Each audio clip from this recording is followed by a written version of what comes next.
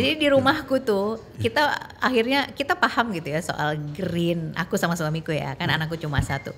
Oke, kita harus lifestyle green. Oke, persoalan bumi itu begini. Tapi tuh dorongan terbesar untuk kita akhirnya lebih green itu pas anakku. Dia bawa ini. Oh, oke. Terus kita berpikir, oh iya ya, ini emang soal dia sih, kayak dia dan generasinya, dan dorongan dari dia yang berubah, kita juga jadi malu ya, kita berubah. Jadi jangan pernah meng-underestimatekan power teman-teman ya, generasi Z, generasi Alpha. Kalau kalian green, bawa itu ke rumah, orang tuanya, iya, rasanya banyak deh yang orang tua kayak aku akhirnya ya juga ya.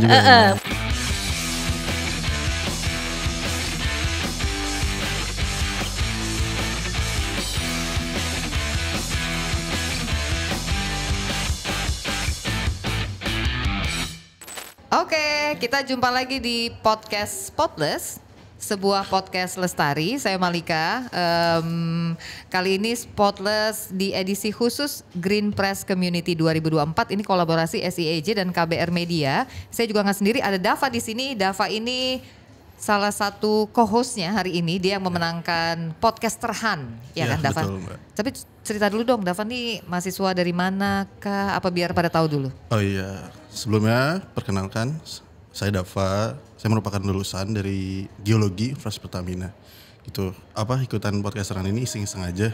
Iseng-iseng aja, oke. Iya, Iseng-iseng berhadiah. Iya, biasanya yang iseng malah berhasil gitu ya. Oh iya. Tapi ada keingintahuan lebih nggak sih tentang isu-isu lingkungan atau gimana sampai? Iya, betul, ini kan karena khusus podcastnya, spesifik isunya. Iya, karena kan kalau di geologi juga kita belajar khususnya ke eksplorasi energi ya, jadi erat kaitannya dengan lingkungan gitu. Jadi walaupun khususnya energi yang fosil energi, ya makanya kita pasti juga ada bersinggungan dengan lingkungan.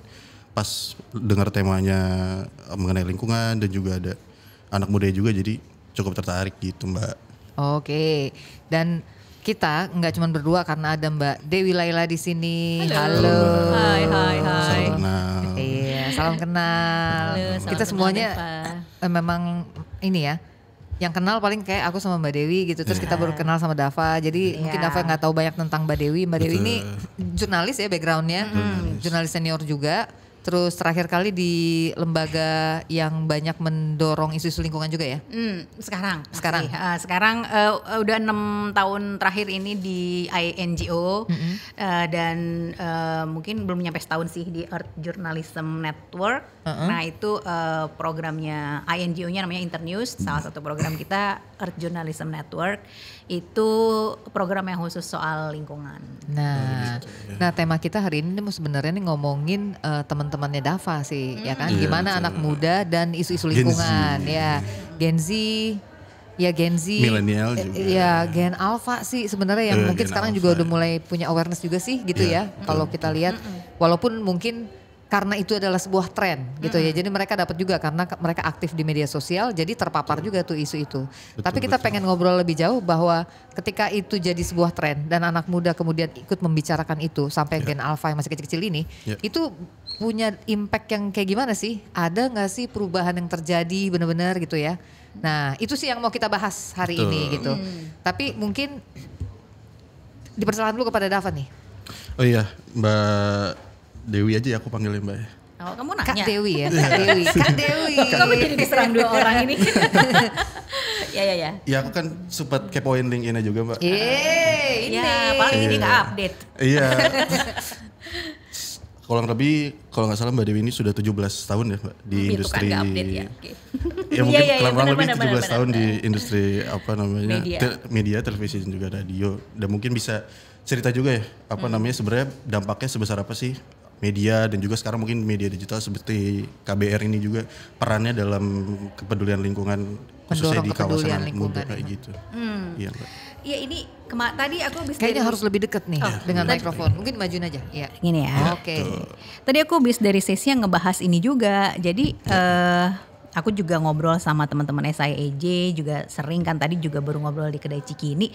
Jadi kalau kita ngelihat piramida penduduk Indonesia kan masih piramida terbalik ya. Kalau nggak salah tuh milenial plus Gen Z aja hampir 60 ya, 60% gitu. Belum ditambah Gen Alpha.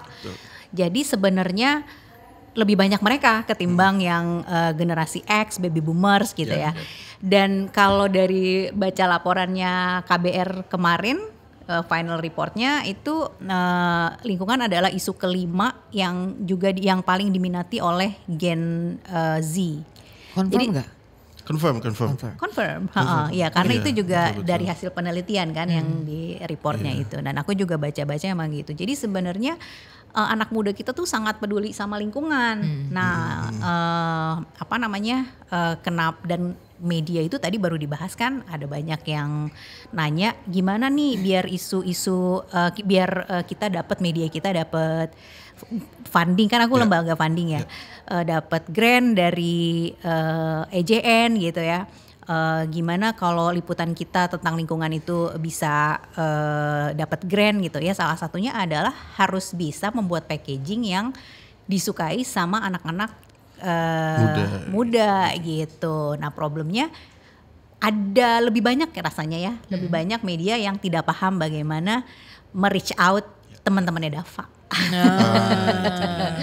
Gitu. Iya. Sementara kalau kita lihat kan di media yang harus utama gitu ya, isu-isu lingkungan itu kadang jarang ya ada di depan gitu. Mungkin dia nyelip-nyelip gitu ya. Padahal persoalannya juga banyak gitu.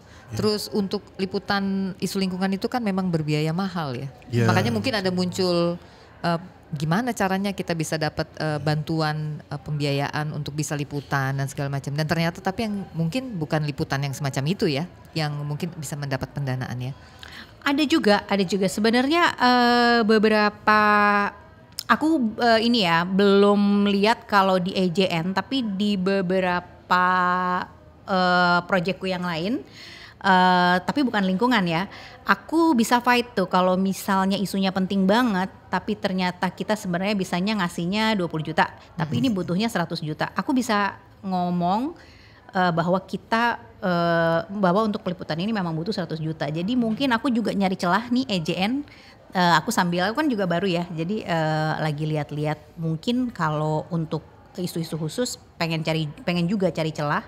Kalau misalnya isu itu sangat penting dan berbiaya mahal, kira-kira bisa cari uangnya di mana nih gitu. Jadi sebenarnya we can work out lah. Iya, apa namanya kemarin kan juga sempat ada, kalau Mbak Dewi dan Mbak Malika sempat dengar kan ada Pandawara Group ya, yang di TikTok itu kayak apa namanya dia membersihin sungai dan juga ada pantai juga itu. Jadi kalau dibilang apa topik lingkungan ini nomor 5 ya betul sih, karena memang apa namanya ada juga yang udah anak muda yang apa siap untuk apa ngebersihin sampah, ngangkat sampah segala macam di pantai juga, sungai-sungai di Indonesia gitu. Tadi kan Dava kan bicaranya soal gimana isu itu muncul di media-media ya. Kalau mungkin jadinya media sosial cukup membantu juga sih ya, menginformasikan itu, memviralkan itu. Iya, terutama ya. TikTok mungkin ya kalau di generasi aku. Justru yang sulit ini media arus utama ya mengangkat itu. Kadang-kadang isunya itu mungkin nggak terlalu seksi ya dibanding isu politik ya. Betul. Kan saat ini. Jadi mungkin ada tapi liputannya tapi hanya permukaan aja. Kalau mengirim orang terus jadi lebih mahal misalnya kan karena itu mungkin adanya di daerah-daerah gitu ya. Tapi kayaknya kenapa harus berpikir sulitnya ya gitu. Kita bisa juga sih pakai medsos dan lain-lain itu ya. Iya, betul. Atau mengangkat yang ada di lingkungan kita gitu ya. Yang deket gitu ya. Sebenarnya yang menarik gini. Jadi di sesi yang sebelumnya aku tuh berharap ada media mainstream yang datang. Karena itu kan sesinya EJN ya. Jadi aku bilang sama panitianya sama saya EJ, bisa nggak ngedatengin media mainstream? Ya itu karena concern aku adalah media mainstream tuh harus karena kita cukup pengen tahu ya kesulitan mereka tuh apa. Sementara namanya media mainstream mereka punya kapital yang lebih bagus. Punya kapital lebih bagus, bisa nge-reach out lebih besar gitu. Kalau dari EJN kan kepentingannya adalah bagaimana isu-isu lingkungan itu bisa dipublikasikan dan berdampak gitu ya. Nah, sayangnya nggak ada yang datang nih. Jadi menurutku harus collaborate. Nah, salah satu juga yang aku lagi obrolin sama teman-teman media dan SIAJ juga bagaimana kita bisa bikin satu asosiasi atau mungkin ngobrol aja bareng bagaimana media mainstream dan media alternatif ini ngobrol. Tapi yang disebut media alternatif kalau di EJN ya, kita sebenarnya di banyak wilayah udah kerja sama TikTokers. Kerja sama sama TikTokers. Manfaatkan influencer Mbak. Ya, kayak ada di Toronto tuh isu-isu lingkungan itu ternyata ada satu TikTokers yang sangat efektif membumikan gitu. Aku juga ngelihat di Indonesia ada potensinya kayak misalnya WhatsApp Indonesia ya. Aku lihat WhatsApp Indonesia itu. WhatsApp Indonesia itu dia tuh pakai disclaimer ya. Jadi kami bukan news site. Kalau untuk lebih dalam dia taruh tuh link-link news site, tapi minimal dia bisa nge-reach out anak muda untuk aware sama isu itu. Atau aku suka banget sama Satellite Earth, Satellite Earth kah atau Earth Satellite ya, aku lupa. Itu dia pakai ini kan, pakai imagery, satellite imagery. Memang tidak dalam, tapi minimal bisa membuat Gen Z dan Gen milenial yang lebih muda untuk tertarik. Kemudian untuk lebih dalamnya, kalau mereka yang lebih pengen tahu mungkin bisa ke media news website gitu loh. Jadi ada potensi-potensi sih sebenarnya, tapi harus kerja bareng-bareng sih, nggak bisa sendiri-sendiri. Iya, ini kan kalau Dava dan teman-teman ini kan punya banyak pilihan ya untuk mendapatkan informasi hari ini ya. Iya, Dan banyak pasti sekali. aku nggak yakin kok kamu masih mencari informasi atau baca berita tuh dari media arus utama ya. Kayaknya mungkin lebih ke platform medsos nggak sih? Iya, karena sekarang kayak contohnya KBR ini kan juga update juga ya tentang berita-berita terkini juga, baik itu berita entertainment atau berita politik dan segala macamnya gitu. Terus tadi menyambung Mbak Dewi juga yang kayak Pandawara itu yang ngebersih sungai atau itu juga ada beberapa juga kelompok yang udah ngikutin juga ternyata gitu. Jadi karena di situ dia bisa meraut view yang cukup banyak juga, terus jadi ya membuat anak-anak itu juga semangat juga buat bikin video selanjutnya gitu. Jadi kalau kita mau bilang dampaknya gitu ya, dari kita meng-up info itu atau kegiatan-kegiatan yang punya kepedulian pada lingkungan, ya dampaknya itu jadi teramplifikasi, orang pada bikin juga hal serupa gitu ya, setidaknya kayak gitu. Betul. Tapi kita belum pernah mengukur sih ya dampaknya, apakah terus punya dampak yang betulan positif pada lingkungan kita atau ini sebatas kayak awareness atau ini ya konten only gitu, ini kebutuhan likes, view gitu. Dan kalau nggak salah waktu itu di daerah mana gitu ya, sungai daerah mana itu sehari setelah dibersihin gitu ya ada lagi yang ngebuang lagi gitu, sampai harus dikasih pelang gitu kayak sungai ini diawasi oleh Pandawara Group gitu, sampai harus kayak gitu. Itu kan berarti kan mungkin orang jadi baru kayak tahu aja, tapi mungkin kesadarannya belum terbentuk gitu ya. Segitu padahal Pandawara Group itu udah bekerja sama juga dengan Pemda setempat dan juga mungkin instansi yang lainnya yang berkegiatan di lingkungan juga gitu. Tapi masyarakatnya mungkin belum setinggi itu ya awareness-nya. Tapi emang nggak bisa one time terus mereka harus kayak kita lagi dakwah aja. terus. Itu makanya tiap Jumat ada ya. Iya. Kalau di situ ya. Sebulan mungkin sekali itu nanti kenapa lupa. sholat Jumat aja ya. Iya. Mungkin kita jadi harus memaklumi ya bahwa mungkin sementara itu jadi sebuah tren gitu ya. Tapi mungkin kalau itu berulang terus ada yang ngejagain gitu. Lama-lama mungkin kita menuntut itu hanya nggak sekedar tren, itu beneran jadi akhirnya tidak ada sampah lagi yang mereka buang ke situ gitu. Terus di tempat lain yang mengikuti langkahnya Pandawara gitu di tempat mereka, ya mereka bener ngejagain juga supaya ya bener jangan nyampah lagi. Kemarin gue cuma bukan bikin konten buat view loh gitu, emang ini kudunya bersih gitu ya kan. Mungkin ya, ini juga aku belum tahu sih gitu. Ya, tapi yang menarik juga ini ya, bagaimana itu lifestyle untuk green itu diajarkan di sekolah. Betul. Kan sekarang banyak sekolah-sekolah yang tidak konvensional ya, kayak sekolah anakku tuh juga lebih banyak ngobrolin soal karakter. Nah, justru aku tuh terinfluence sama anakku karena dia belajar bagaimana harus misalnya tidak menggunakan sedotan kayak gitu-gitu. Kalau aku kan tadinya masih kadang kalau ingat nggak pakai sedotan, kalau ingat, tapi karena dia cukup konsisten nggak pakai sedotan, ya udah aku juga jadi malu juga ya. Oh iya nggak pakai sedotan kayak gitu. Terus ya macam-macam lah. Terus ya aku tambahin cerita-cerita tentang Greta Thunberg dan lain-lain ya. Dan mereka sih kayaknya lebih aware ya dan harusnya kan lembaga pendidikan memang agen perubahan ya, jadi Iya, harusnya itu harus diajar. dipupuk dari kecil ya, Mbak ya. Betul. Untuk menjadi lifestyle ya, kayak Iya, kita untuk kan, lifestyle. misalnya kita karena kita apa yang dari kecil kita lakukan Iya, kan terbawa sampai besar. Betul, misalnya 20 tahun udah dididik A, terus tiba-tiba B kan Iya. agak susah Iya. berubahnya ya. Iya, betul. Tuh, aku sih ngelihat perubahan itu di anakku ya. Di Iya. zaman kita dulu kan mungkin karena semuanya belum seperti ini kekacauannya ya. Kita ya nggak sangat-sangat berhemat ya pakai listrik. Apalagi mungkin kita nggak terlalu jauh ya. Kita ngelihat orang tua kita dulu nyetrikanya tuh pakai arang misalnya segala macam itu kan kayak berat dan terus kemudian ada listrik. Abis itu kita senang sekali menggunakan Iya, listrik iya, ya kan. iya. Sekarang kita udah masuk lagi ke fase yang kita harus Tidak, hemat ya, harus listrik hemat karena listrik. itu batu bara, karena itu merusak gitu ya. Jadi kebiasaanku yang mungkin 20 tahun dengan gua bermandikan listrik gitu untuk ya kan mendapat peralihan itu dari lampu yang kuning kemudian lampu yang terang, enak sekali. Habis itu sekarang berhemat lagi karena ini. Jadi ya itu pembiasaan itu agak ini ya, dan ya betul ternyata anak yang sekarang mungkin Gen A kali ya Kak? Gen Iya, Alpha. Gen Alpha. Gen Alpha ya, Gen mereka yang mendapat informasi itu bahwa ya mereka hidup di saat bumi emang udah rusak ini Sudah. dan kita harus memitigasi, harus Iya. berubah gitu. Mereka ngasih tahu kita gitu Iya, justru iya. ya. Kok kamu masih begitu sih mah gitu. Iya. Iya. Ya kayak misalnya waktu kalau zaman kita tuh dulu apa sih kalau field trip atau misalnya ada guru tamu ya. Nah dia tuh pernah datang di sekolahnya tuh guru tamunya tuh ini dari bumi ya? Oh, Bumi Cendrawasih bukan Apa? nih? Apa? Oh iya, Demi Bumi.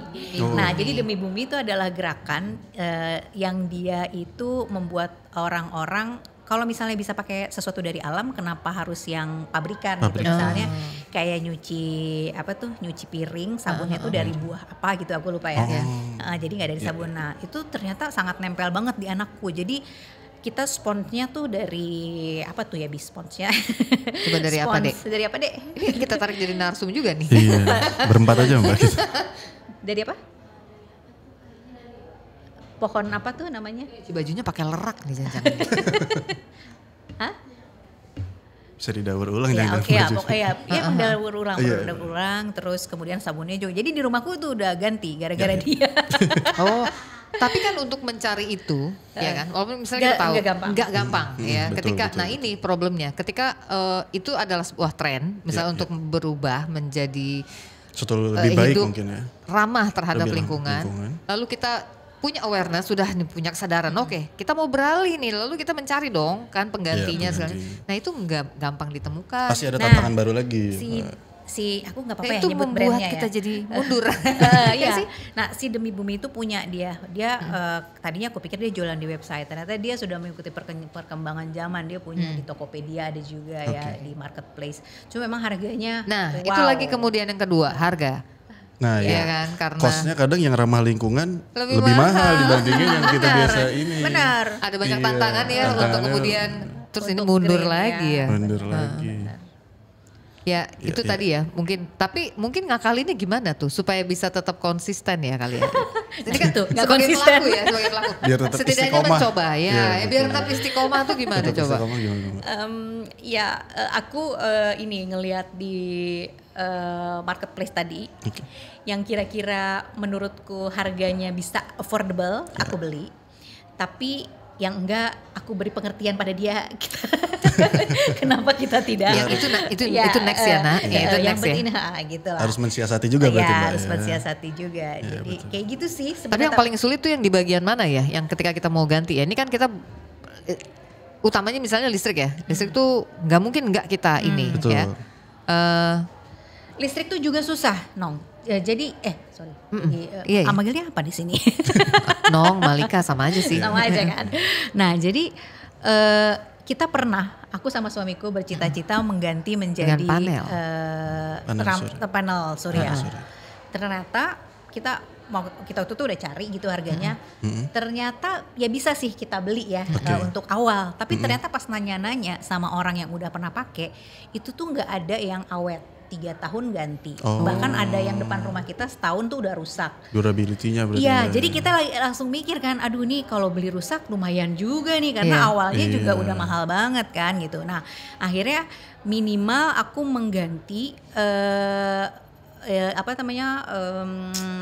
lampu-lampu yang dia itu bisa kena cahaya matahari, jadi kayak lampu taman. Terus ada bagian di dapurku tuh yang emang terbuka gitu, jadi bisa diisi dulu sama matahari gitu ya. Nah dia nggak pakai panel surya, jadi emang udah di lampunya itu. Jadi dia kalau mati siang-siang dia ngisi dulu, malamnya dia otomatis kalau gelap nyala gitu ya. Itulah paling, karena mau ganti jadi takut-takut kan, nih udah belinya mahal di Seingatku awal. tuh secara kebijakan belum mendukung juga ya. Jadi nggak bisa mengganti seluruhnya nih. PLN tuh nggak ngasih kita untuk mengganti semua listrik di rumah kita itu bersumber panel surya. Jadi hanya berapa persen saja gitu. Jadi sisanya ya tetap harus pakai listrik PLN kan. PLN KPI-nya untung, ya kan. Kalau semua orang diperbolehkan. Iya, dan single bayar juga ya Mbak. Iya, pakai panel nggak ada pemasukan lagi dong nih gitu. Jadi kayaknya cuman sedikit sehingga pernah ada yang berhitung kalau cuman begini ya yang nggak worth it gitu. Karena kan sebetulnya kita mengganti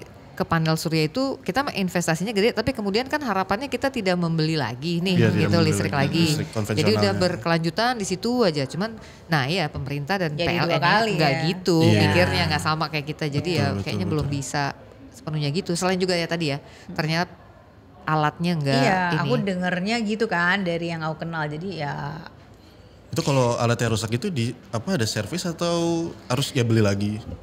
Nah aku dengernya dari tetangga depanku ya, karena dia panel surya terus nggak ada apa-apain, terus kita tanya nggak coba, ternyata biayanya mahal banget nih servisnya, udahlah balik lagi ke ya mungkin tadi ya. Oh iya betul. Toh juga nggak dimatiin kan listriknya, jadi dia bisa pakai dan lebih gampang buat dia pakai yang udah ada aja betul. Gitu. Iya. Jadi kalau kita obrolin dari tadi nih ya, berarti tantangannya tuh banyak banget untuk kita mau bisa hidup lebih kita punya green lifestyle gitu ya. Mulai dari costnya udah pasti mahal. Kedua mungkin lebih ribet juga mungkin ya Mbak ya. Kebijakan nggak ngedukung. Terus ketika mau mencari ya nggak banyak gitu.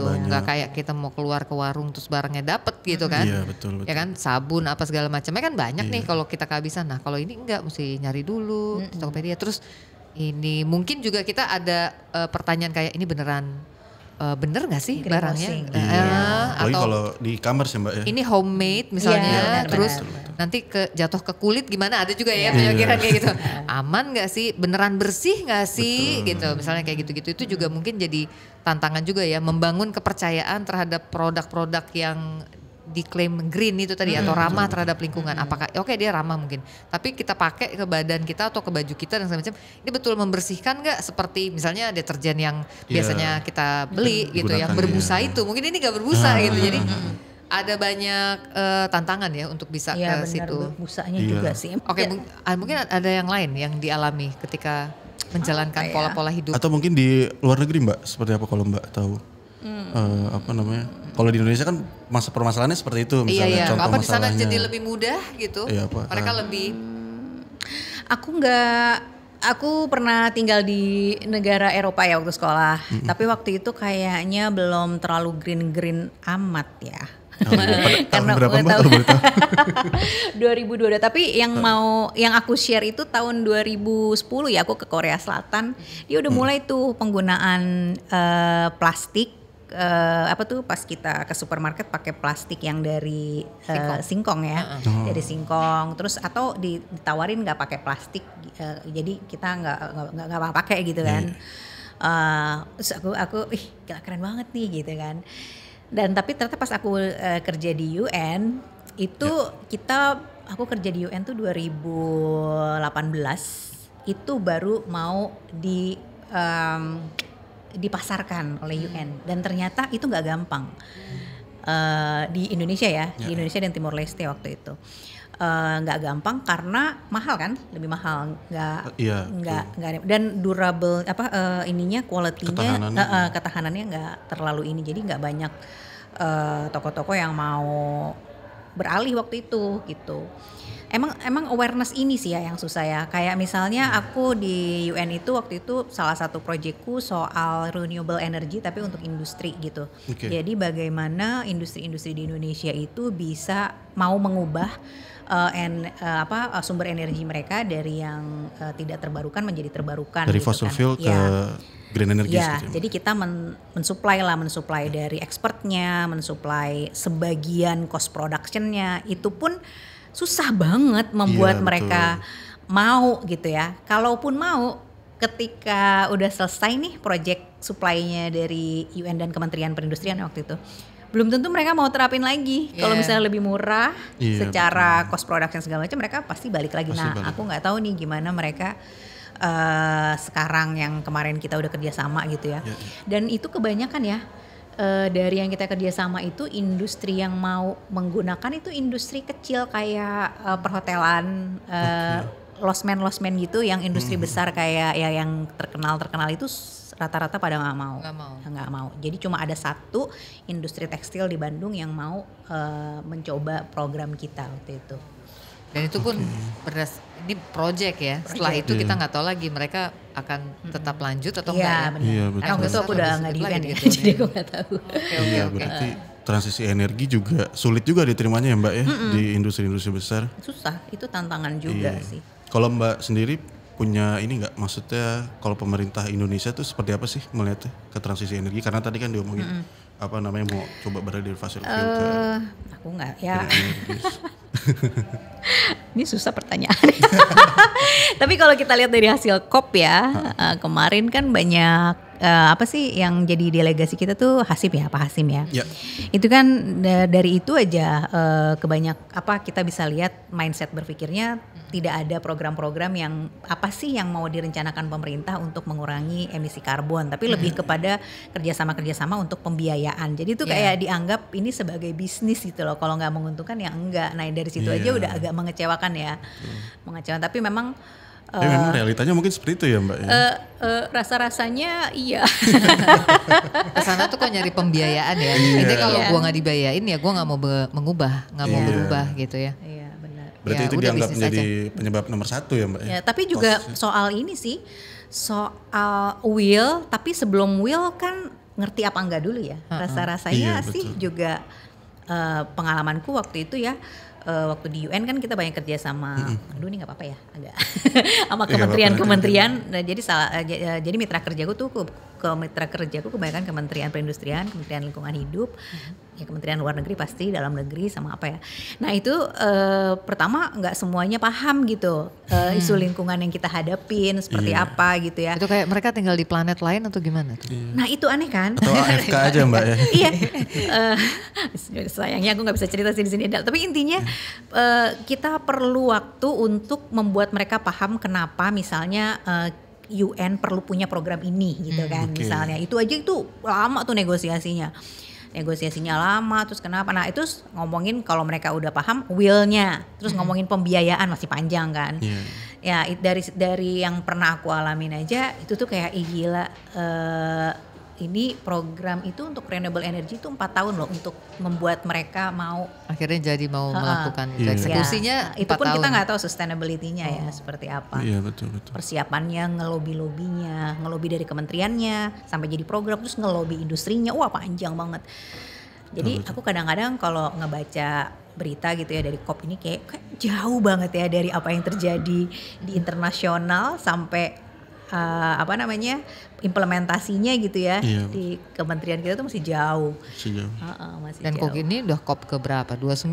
29 kali pertemuan. Iya makanya. Mau berapa kali lagi? Kayaknya kita nggak juga berhasil menahan laju bumi ini makin panas terus Iya, kan. benar. Kayaknya Iya. kan belum ada apa terus gitu. Nggak ada yang signifikan dari setiap kop itu selesai. Kayak Benar. 29 kali. Mau berapa kali ada kop sih? Iya. Udah melampaui nih 1,5-nya. Iya. Aku tadi ngobrol ya di situ, kan ditanya EJN itu apa Mbak gitu. Terus aku bilang, oh EJN itu kayaknya, EJN itu aku kan belum setahun nih. Tapi EJN itu sebenarnya salah satu program terlama di Internews soal lingkungan. Mungkin ya feelingku nih mulai dibikin ketika ada protokol Montreal mungkin karena umurnya 20 tahunan kan. Ketika ada protokol Montreal, terus kemudian kita kan base headquarternya ada di California ya. Mungkin mereka berpikir, oh kita perlu nih program yang membiayai soal capacity media dan lingkungan soal ini. Oke, dibikinlah. Tapi kan itu udah 20 tahun lebih ya program EJN. Tapi kan bumi kita nggak semakin Membaik juga, juga ya. Dan program EJN masih berlangsung gitu. Jadi yang harusnya itu dibikin untuk kebutuhan karena adanya protokol Montreal, capacity jurnalis. Tapi sekarang juga kayaknya bumi kita nggak bertambah baik gitu loh. Tapi ini jangan bikin dirimu jadi eco anxiety ya. Oh iya, harus tetap optimis. Harus tetap, Optimis dong. Tetap karena optimis. memang tantangannya banyak. Setidaknya kita tahu dulu nih untuk kita mau Memetakan dulu ya Mbak ya. berubah Ya. gitu, kita mau lebih green gitu, ternyata banyak dan ya kepentok banyak tembok gitu. Iya, Ya betul. biaya, ya ketersediaan barang penggantinya Betul. dan macam-macam.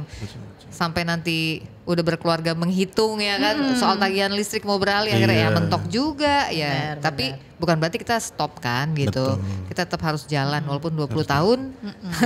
Iya, Itu aja. 25 tahun kayaknya kok nggak terlalu signifikan ya Iya. perubahannya. Tapi untuk membuat lebih optimis ya di generasinya Dava. Iya, boleh, Jadi Mbak. di rumahku tuh kita paham gitu ya soal green. Aku sama suamiku ya, kan anakku cuma satu. Oke, kita harus lifestyle green. Oke, persoalan bumi tuh begini. Tapi tuh dorongan terbesar untuk kita akhirnya lebih green itu pas anakku. Oke. Dia bawa ini, oh oke. Terus kita berpikir, oh iya ya, ini emang soal dia sih, kayak dia dan Iya. generasinya. Dan dorongan dari dia yang berubah, kita juga jadi malu ya. Kita Iya. berubah, jadi jangan pernah meng-underestimatekan power teman-teman ya generasi Z, generasi Alpha. Alpha. Kalau kalian green, bawa itu ke rumah. Orang tuanya? Iya, rasanya banyak deh yang orang tua kayak aku akhirnya ya juga ya. Tersadarkan juga ya. Mungkin Iya. kalau anak yang ngomong, kalau orang ngomong, oh kan kerja di media ya, Iya. harusnya kan pasti terpapar sama Nggak isi kurang, ini kan. nggak kurang itu. Tiap hari. Iya gitu benar. ya. Tapi again ya, ya teori aja buat apa? Tapi kan yang paling penting adalah kita mempraktekkan. Mempraktekkan. Dan dorongan mempraktekkan itu memang ketika anakku mempraktekkan itu akhirnya kita mempraktekkan. Jadi Iya. memang gak mudah Dava. Tapi dengan kamu udah naik transportasi berarti Oh iya. Yeay. Oh iya itu juga Bawa air juga, LRT. Mbak. itu kan udah berarti mau lebih capek tapi Iya, lebih sehat betul. gak sih Iya. gitu Iya, betul, ya lebih kan. sehat. Mungkin teman-teman lu kayak ngapain deh ini orang gitu kan. Ada yang lebih gampang tapi mau susah-susah naik Iya. transport. Karena gini, transportasi kita walaupun kayaknya udah ada apapun dimanapun tetap Iya. aja kan kita naik turun Naik ini itu turun. nyambung ini itu kadang buat sebagian Iya. orang kayak Gojek aja gak sih lebih Iya, gampang. apalagi kalau Iya, iya, siang kan panas ya Mbak ya. Iya. Gerak dikit keringetan Iya, ya, kayak kubias gitu. Jadi memang menantang tapi mungkin kita bisa tetap melakukannya gitu walaupun Iya, nggak iya. semua gitu tapi mungkin memilih beberapa gitu biar jangan chaos-chaos banget gitu ya kehidupan ini ya Iya, mungkin itu benar. kali ya. Iya aku seneng banget kan. Aku sekarang sangat cinta sama LRT walaupun kalau dibandingin MRT jalannya agak lambat gitu ya. Iya, kalau MRT 3 menit nyampe ya Mbak. Iya, tapi LRT itu banyak anak muda yang ya anak-anak muda gitu dan Iya, iya. kalau buatku sih sekalian olahraga sih nggak apa-apa. Emang awalnya berat ya tadi yang kayak Inong cerita berat apa-apa enak Gojek kan segala macam. Tapi pikir-pikir dulu kan misuh-misuh ya parkirnya tuh jauh. Aduh parkirnya jauh banget. Tapi Iya. setelah kita mengubah mindset, enggak dong sekalian olahraga lo parkir mobil di sini terus jalan kaki 15 menit ya. Pulang pergi udah 30 menit tuh. Ya kan kita disaranin olahraga 30 menit tuh. Iya. Udah di sana terus nggak stres sama macet kan. Macet. Jadi secara psikologis kita Jadi lebih bagus. lebih bagus. Terus nyampe kantor udah fresh, Lebih masih positif fresh. juga ya Mbak ya. Iya. vibes-nya. Kelihatan nih Dava dari tadi vibes-nya positif. iya, positif. Padahal baru ngambil satu dari sekian banyak mungkin Iya, nah gaya itu hidup dia. ramah lingkungan ya. Iya, Kan kita apalagi bisa list nih ya di sebenarnya list. kita mau apa nih ya. Iya aku boleh nanya nih ke Davan. boleh, Jadi kan boleh, aku boleh. aja nih ya lifestyle-nya. Kalau Davas apa aja nih lifestyle green-nya yang udah? Apa ya? Transportasi Transportasi. umum. Kamu naik bawa apa sih biasanya? KRL sama MRT. Oh KRL sama MRT. Iya karena aku dari Bogor sampai Sudirman, terus habis itu lanjut MRT, terus bawa botol minum sendiri, terus apa lagi ya paling. Kalau emang nggak jauh, nggak terlalu jauh, pasti biasanya sih jalan kaki. Mengurangi inilah ya emisi. Penggunaan Tapi kalau energi. AC penggunaan aku tuh sebenarnya ini curhat ya. Tapi Iya. mungkin ada yang punya solusi. Apa nih coba apa? Apa gimana, Jadi gimana? sebenarnya aku tuh nggak AC person banget. Oh. Jadi Oh, iya. tapi tiba-tiba started last year ya yang Karena panas banget. banget. Oh iya betul. Jadi AC ku tuh kan nyala. Sebenarnya pas AC nyala tuh aku merasa bersalah karena kan seharusnya untuk mengurangi emisi karbon kita semakin mengurangi penggunaannya. Betul, betul, betul. Tapi aku nggak kuat dan nggak bisa kerja karena kan aku lebih banyak work from home ya. Akhirnya aku nyalain tuh kan siang malam. Aku tuh gini, aduh yang ini aku nggak bisa deh. Belum bisa. Iya kalau aku AC Iya, iya. Kamu gimana? ya emang nggak ada sih, tapi apa namanya emang kerasa banget sih panasnya. Itu apa namanya? Bahkan teman-teman aku juga ada yang 24 jam bahkan nggak Wow. Iya. dimatiin karena emang Panas banget. kalau sekarang kan mungkin agak ada sore masih hujan ya. Apa namanya 2 minggu kebelakangan ya. Tapi kalau kemarin bulan Agustus September itu panasnya kerasa. Tapi kita akan mengalami situasi itu mungkin akan lebih buruk di tahun-tahun ke depan karena katanya kan akan lebih panas dan Iya. durasi musim panasnya itu akan jadi lebih panjang. Betul. Mungkin kita harus ngakalin apa ya? Oh iya, aku ngakalin sebenarnya. Jadi Jadi ada gini. tanaman di dalam rumah kah atau bukaan iya, yang lebih banyak rumahku kah, banyak atau tanaman tuh, Mbak. pakai kaos Di dalam? buntung. Tapi kan kalau di dalam kurang sehat kalau malam. Bukan di dalam sih, Kan maksudnya ada yang buat di dalam ruangan ruangan. terbuka lah. Ada ruangan terbuka di dalam, taman kecil gitu. Terus apa namanya? Aku ada juga, tapi Iya tetap sih. panas. Tetap panas. ya. Oh aku gini, aku mengakalinya. Sudah Gimana, 2 gimana? bulan ini. Jadi aku berhitung ya. Kalau di rumah yang AC kan aku doang ya, karena di rumah siang-siang cuma aku doang. Ya. Jadi cuma aku doang. Terus akhirnya aku gini.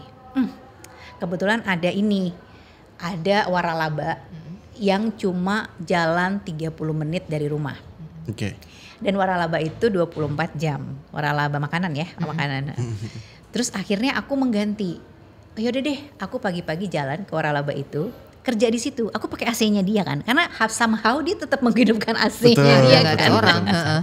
Ya, jadi ya udah di sana aku pakai AC-nya dia, terus aku juga olahraga, terus ya udah gitu. Oh daripada dua tempat pakai Iya, AC dua gitu. tempat Oke. ya kan. Oh, Jadi iya, aku iya. mengurangi ya benar-benar. gitu. Cuma kita harus pintar-pintar mengangkat situasi ya. Iya. Oke. Iya kan? Karena juga listriknya mahal. Betul. Kalau misalnya aku terus kerja aja kan 8 jam ya minimal. Iya, betul. Terus nyala, kayaknya oke. Sekalian aja di situ. Mungkin kalau di istilahku WFC kali work from coffee shop gitu. Iya benar itu. Jadi Iya, kamu benar. nggak menyalakan AC sendiri ya, pakai yang Betul. mereka memang pasti akan terus menyalakan itu ya. Ada nggak ada orang akan ini. Iya betul. Oke, ngomong-ngomong kita udah hampir 40 menit nih ngobrol di sini Iya, soal iya. tantangan untuk berubah ya, mengubah gaya hidup kita lebih ramah terhadap lingkungan.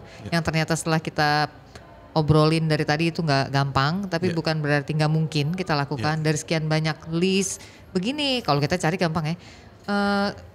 Green lifestyle tuh A sampai Z kali ada ya. Setidaknya kita bisa pilih-pilih mana yang cocok dan Pilih-pilih. sesuai sama kita dan kita mulai Betul. melakukannya aja gitu ya.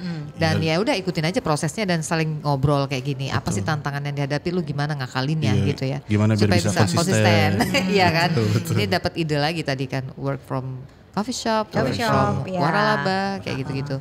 Oke, mungkin di terakhir ada yang mau disampaikan Mbak Dewi untuk Iya, Mbak. menyemangati Dava Iya dan pesan-pesan kawan-kawan. anak muda. Karena topik kita kan Indonesia Iya. Emas 2045 nih Mbak. Wis, keren Kata- banget ya. Nah ini mungkin kaitannya anak muda dan lingkungan tuh. Kita mau bikin Dava optimis sih. Oh iya, Iya, iya, iya. betul. Oh harus Menyongsong. optimis, Iya. harus optimis. Oh ya, pertama aku mau share dulu ya salah satu mungkin yang aku juga lakuin untuk lifestyle itu adalah waktu aku suka banget salah satu brand baju ya. Tapi pas aku tahu dia greenwashing, aku nggak pakai lagi. Pokoknya company-company yang menurutku greenwashing aku aku nggak berusaha untuk tidak mengkonsum. Ya. Nah itu teman-teman mungkin bisa mulai mendeteksi ya apa-apa aja. Apalagi sekarang informasinya kan sangat mudah ya kalau Iya, kita mau mudah, cari tahu ya. Iya benar. Nah itu salah satu yang aku juga lakuin ya. Nah untuk membuat lebih optimis ya, ya itu tadi. Jadi sebenarnya anak muda itu sangat peduli.